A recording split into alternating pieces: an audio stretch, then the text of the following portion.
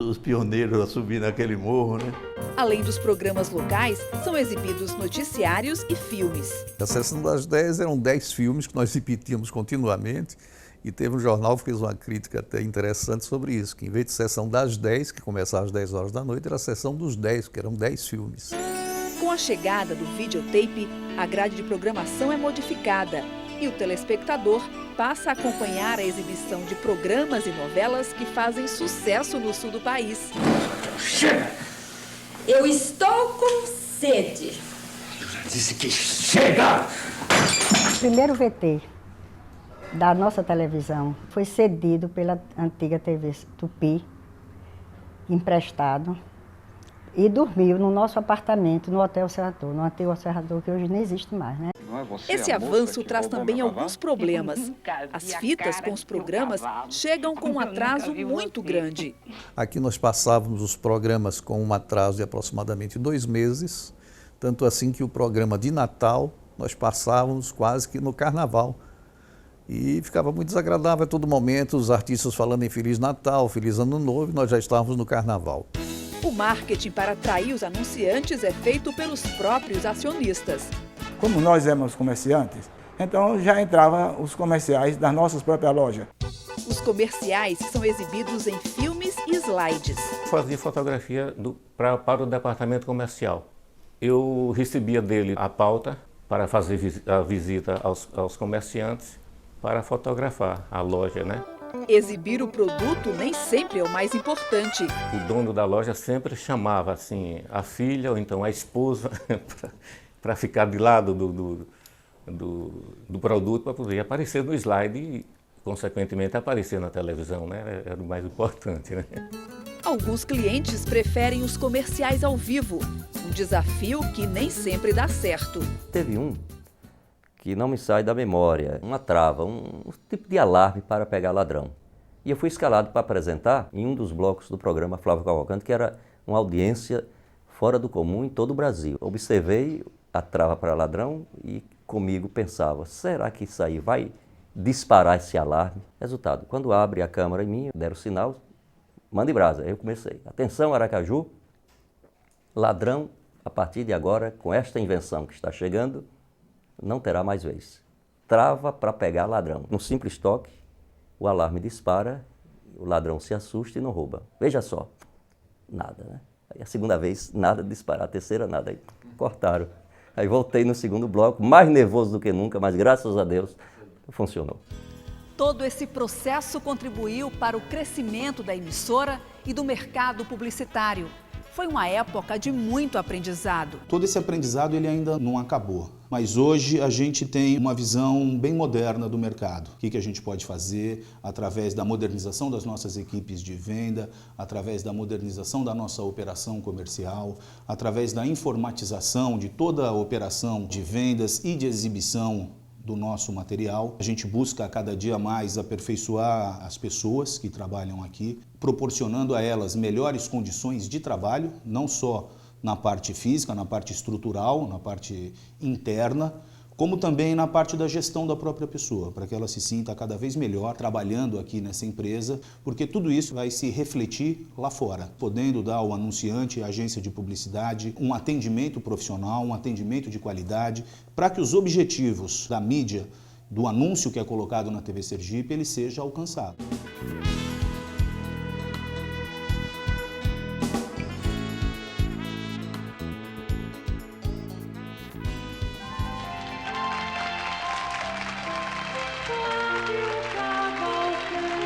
Via satélite!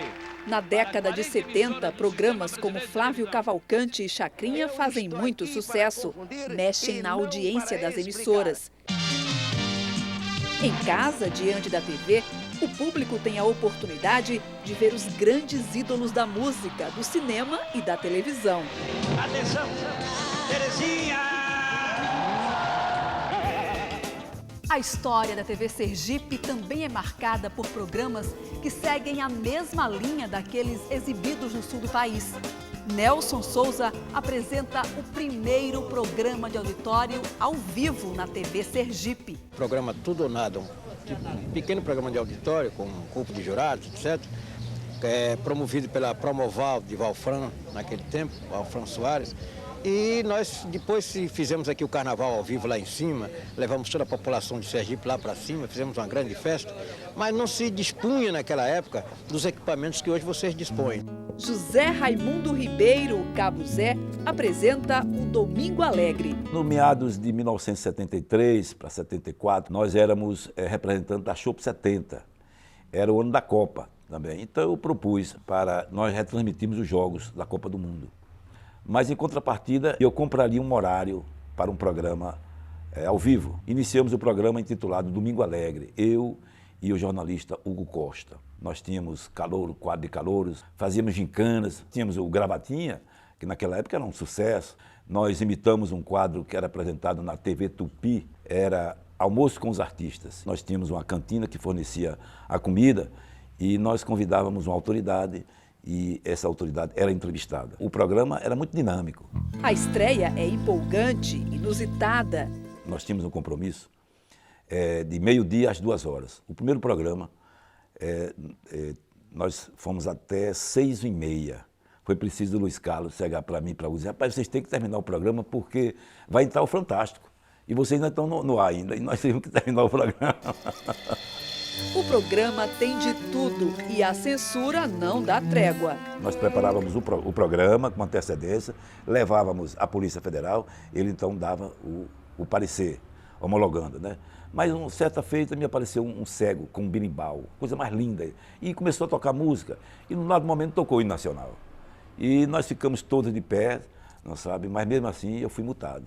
E eu fiquei triste, porque uma hora um cego apresentar um hino nacional, que era o hino do nosso país, ser multado por causa disso, eles se julgaram que era um desrespeito, não sabe? Mas é isso mesmo. Naquela época era a exigência deles. As crianças têm espaço garantido.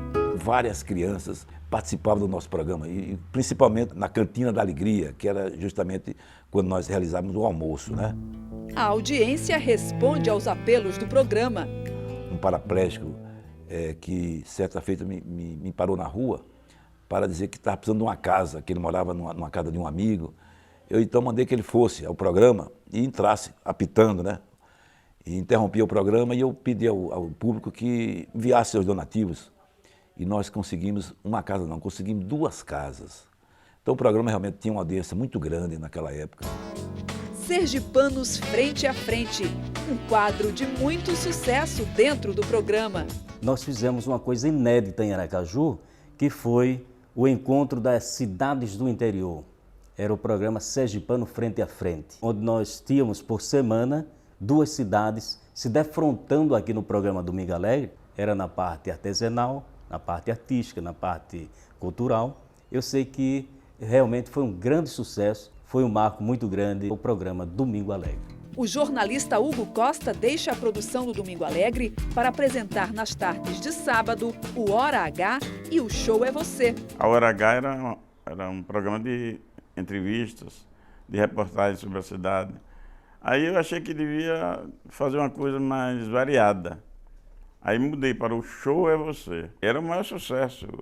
Tinha um programa de calouros, que era concorridíssimo, muitos calouros, muitos prêmios. Nós tínhamos um repórter policial, nós tínhamos um repórter político. 2 das entrevistas de maior sucesso que nós fizemos, a primeira foi com o João Alves Filho, que foi a primeira entrevista que ele deu como prefeito de Aracaju. O governador José Hollenberg Leite, depois de eleito governador também, deu a primeira entrevista no programa. Nilma Dantas vira repórter oficial por acaso. A minha irmã era que trabalhava com ele, ela era secretária do programa. Aí ele me convidou para participar do júri. Depois a minha irmã foi embora, aí eu fiquei fazendo o trabalho dela, que era esse trabalho de repórter. Entrevistava os políticos, os diretores de órgãos, os artistas também, a gente entrevistava. Eu não era assim preparada para ser uma repórter, entendeu? Então ele me dava aquelas perguntas e eu fazia. Medeiros é o responsável pela parte musical. Fui contratado por Hugo para dirigir a parte musical do programa dele, sendo responsável pelos cantores locais e também acompanhamento daqueles cantores que vinham de fora. Não, eu não consigo acreditar no que O programa é uma aconteceu. vitrine para os mais de É 100 sonho artistas meu, famosos que passam por aqui. Acabou. A gente lançava um disco e saía pelo Brasil, divulgando, trabalhando e participando dos programas de auditório das capitais, como em Salvador, aqui em Aracaju, Fortaleza, Recife e o Nordeste inteiro, principalmente o Nordeste, que sempre nos recebeu com muito carinho. O programa também revela talentos. Hugo Costa ficou assim apaixonadíssimo pelo trabalho da gente e ele fazia tudo o que ele podia para poder divulgar e levar a gente para o conhecimento do público. Ele também nos presenteou com um disco só com músicas exclusivamente dele. Ponto chique, batistão, caranguejo na atalaia e na rua João Pessoa, garotas de mini saia. Reinaldo Moura apresenta o Sábado Geral. Era um programa de variedade. Ele tinha um pouco de calouro, ele tinha algo de entrevista. E quando aparecia um artista de fora, o artista era o convidado especial. Tinha uma gincana, tinha algumas tarefas que precisavam ser cumpridas. O papel com a tarefa ficava dentro de uma bola de soprar, a pessoa pocava a bola, a tarefa caía e ele tinha que cumprir a tarefa para a semana seguinte. A estrutura era a mais amadorista possível, né? Calor insuportável, né? Era aquele panelão de 40 graus. Não tinha o menor conforto. No estúdio, você não tinha como colocar todas as atrações que você queria apenas numa imagem completa dentro daquele auditório. O trabalho era tirar as mesas para entrar uma outra atração, tirar a mesa para botar, tirar o balcão para botar os jurados, ou botar o balcão para botar jurado, enfim. Era uma complicação. A única coisa que não mudava era exatamente a decoração do auditório, essa que não mudava naquele dia. Ele mudava assim a cada 30 dias, mas tudo na base da criatividade, porque a televisão nunca teve verba para a produção do programa. Além de fazer a produção e arrumar os cenários, seu Andrade ainda encontra tempo para fechar contratos com os patrocinadores. Eu agendava com os prefeitos. Eu tinha o calendário com os aniversários das prefeituras. E nessa data nós íamos visitar a prefeitura. No interior, principalmente, a exigência é que saísse ele, a mulher e os filhos, no próprio comercial. E a gente tinha abrir mão para fazer a vontade do cliente, porque era ele quem pagava. Os Vikings, o conjunto que acompanha os calouros, é uma preocupação a mais para o apresentador. O conjunto de Jorge, quando ele estava completo, o programa já estava acabando. Tinha dia que eu começava com um. O próprio Jorge era o único que chegava no horário. Ele começava com guitarra, daqui a pouco o baterista chegava. Se chegava um que tocava guitarra, ele ia para a bateria, porque Jorge tocava todos os instrumentos. Bombinha é um jurado polêmico e explosivo. O Bombinha era estourado, quando o calor era ruim, a gente pintava, eu pulava da cadeira embaixo, chegava lá de dedo em riste, pintava horrores. Inclusive, Renato, peraí, rapaz, mas o cara é ruim, você vai permitir que ele continue? Mas não é, peraí não, rapaz, eu já tô que não aguenta. E ele achava genial, era diferente. Um macacão, um capacete, um óculos sem lente e um bico. Tanto ajudava no júri que Reinaldo fazia questão. Eu disse, não, Bombinha pelo menos é a parte cômica do programa, ele brinca e tal. Esse tem que participar, não tenha dúvida. Luiz Trindade apresenta O Sábado é Nosso.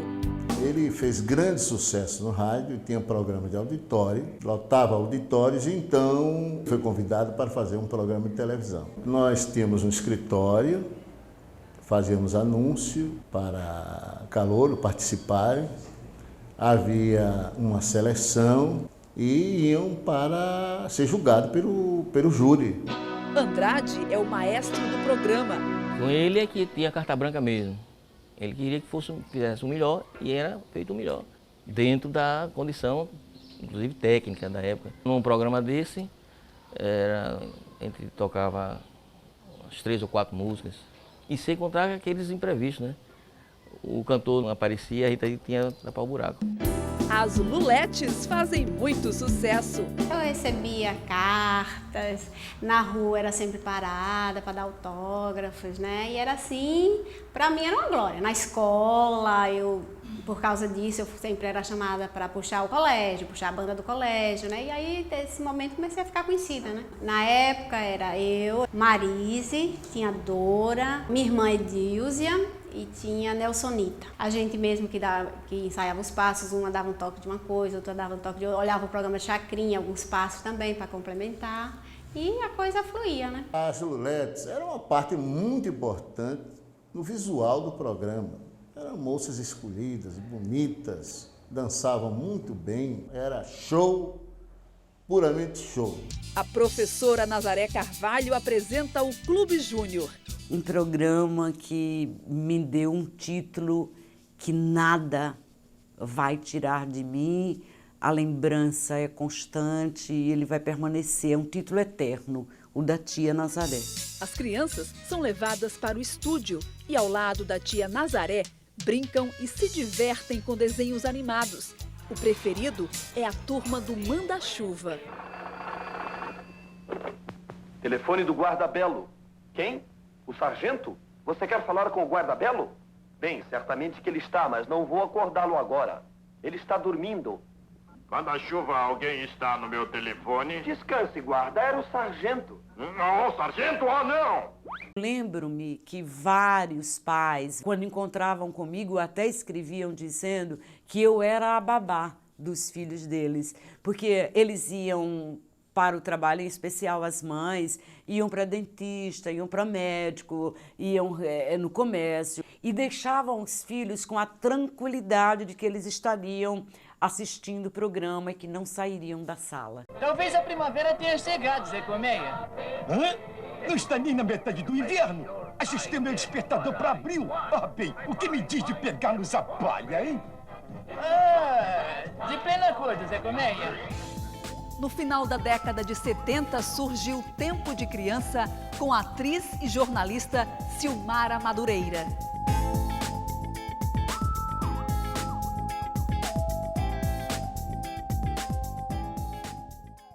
A primeira equipe de telejornalismo é montada por Sérgio Gutenberg e outros profissionais vindos do rádio e das redações de jornais. O Sérgio Gutenberg era um homem muito cauteloso, muito cuidadoso, um grande redator. Era um cara excepcional, uma humildade fora do comum. Quando eu cheguei de Salvador para assumir o lugar dele, ele humildemente me chamou no canto, assim, na hora da posse.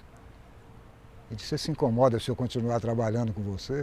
Eu estou perguntando porque normalmente o chefe que assume não gosta que o anterior fique. Tá? Eu disse: "Não, Sérgio, você pode ficar, não tem problema nenhum." E ele ficou mais uns 6 meses trabalhando comigo, foi meu braço direito dentro da televisão, da TV Sergipe. Era realmente um cara excepcional. Azival Gomes apresenta o primeiro telejornal da emissora. Eu era já radialista aqui no estado de Sergipe e já tínhamos um nome praticamente feito nessa área. E foi aí que nós fomos convidados para apresentar o Telenotícias, o primeiro telejornal da televisão, ao lado deste grande companheiro, grande amigo, que é o Dermeval Gomes, que também era um grande noticiarista na época do rádio. Um dia era eu, outro era Dermeval, e a gente fazia esse entrelaçamento, né, diário. Fizemos realmente um trabalho muito bom e que foi muito bem reconhecido pela população. Antônio Piuga é o pioneiro da cinegrafia no departamento. Um profissional capaz de fazer qualquer coisa para trazer as melhores imagens. Subia nas mesas, subia na cadeira, nas pilastras, onde tiver, até na árvore ele já subiu. Às vezes tinha que estar a rigor, e se ele não tivesse tempo de chegar em casa para mudar a roupa para ser a rigor, ele ia do jeito que ele estava. Uma época ele foi filmar a procissão do Senhor Navegante de sunga. Dona Liciona olhou assim e achou aquilo horrível. Foi por isso que ele ficou famoso. Desceu pioneiro e da maneira que ele procedia, né? As matérias são gravadas em filmes negativos, sem som, e revelados no laboratório da própria empresa.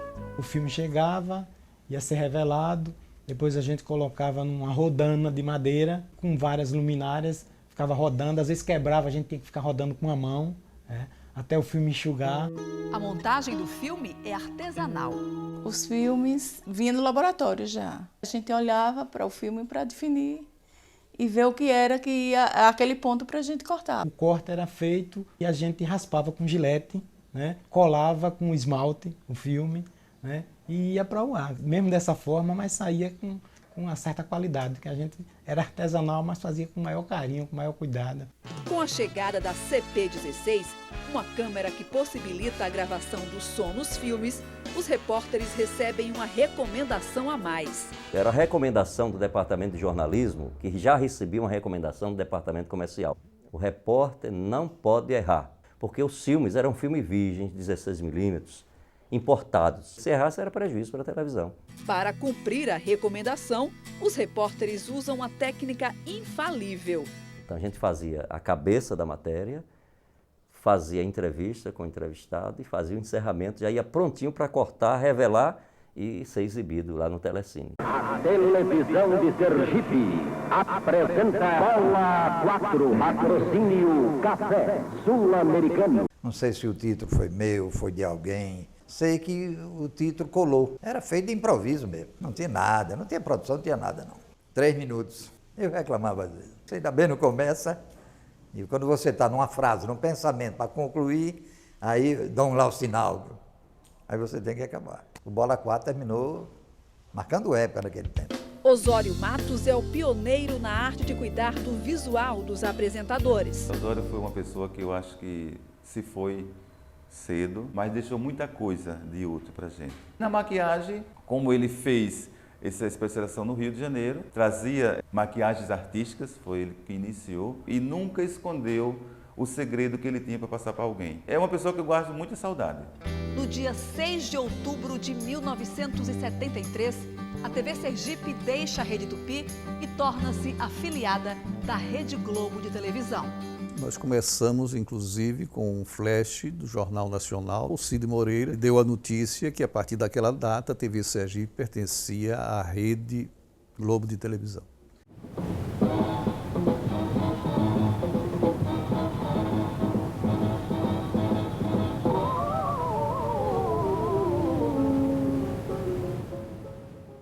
Quando a televisão se consolidou no Brasil na década de 70, não tinha ainda uma linguagem de televisão. Você tinha praticamente um radiojornalismo ilustrado. E as TVs, a nível nacional, conviviam com essa experiência de procurar um novo caminho. Quando a TV Sergipe se associou à Rede Globo de televisão, passou a ter um compromisso com a busca dessa linguagem. E isso produziu uma mudança profunda, porque cobrou, além da metodologia, novos equipamentos, cuidados especiais com a forma de você apresentar as notícias. A televisão deixou de ser um rádio ilustrado na televisão e passou a ser realmente um telejornalismo. Eu acho que a TV Sergipe teve esse papel muito importante, em sintonia com o que acontecia no país inteiro.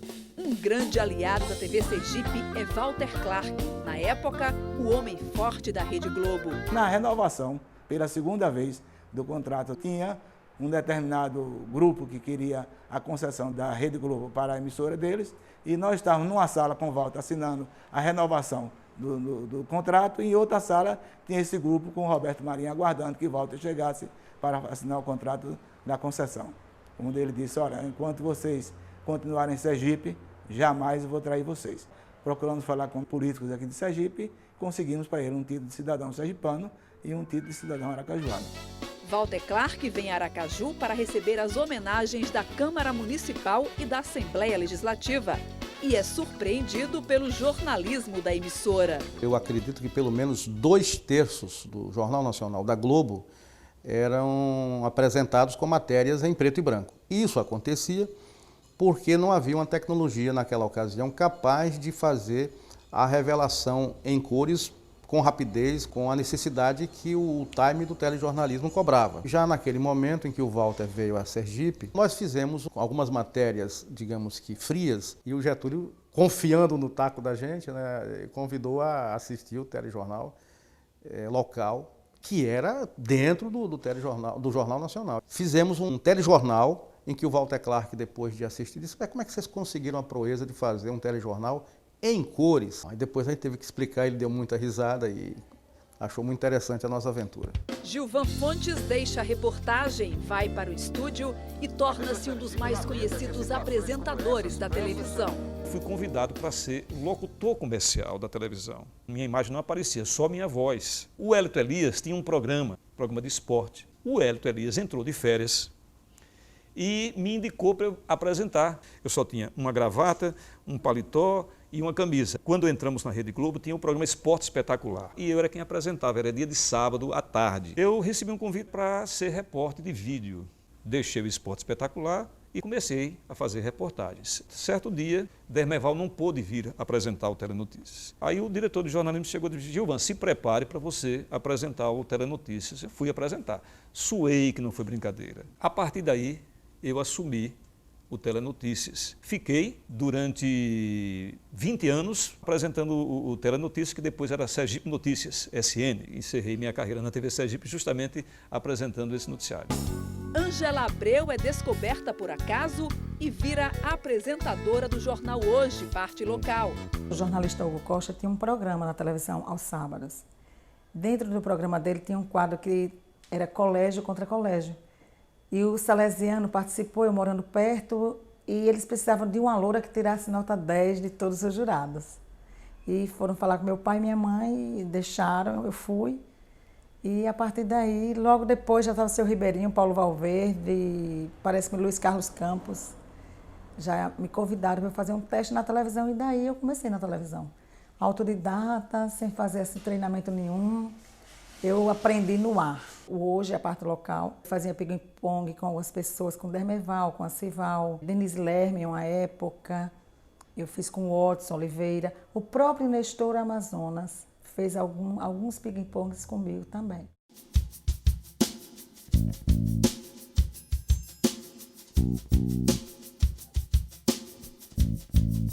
Apesar do esforço de toda a equipe, a emissora ainda trabalha de forma amadora. A Rede Globo exige investimentos na compra de equipamentos e na qualificação de pessoal. A Rede Globo nos obrigou a mudar os equipamentos e para usar o padrão da Rede Globo, que é um padrão clássico, boa imagem, bom som. E nós não tínhamos outra saída a não ser a vender a TV Sergipe para outro grupo. A compra da emissora pelo Grupo Aratu faz parte de um projeto audacioso. A compra da TV Sergipe representou para o grupo uma ideia, uma concretização de uma ideia, em que nós faríamos uma rede nordeste de comunicação e que nós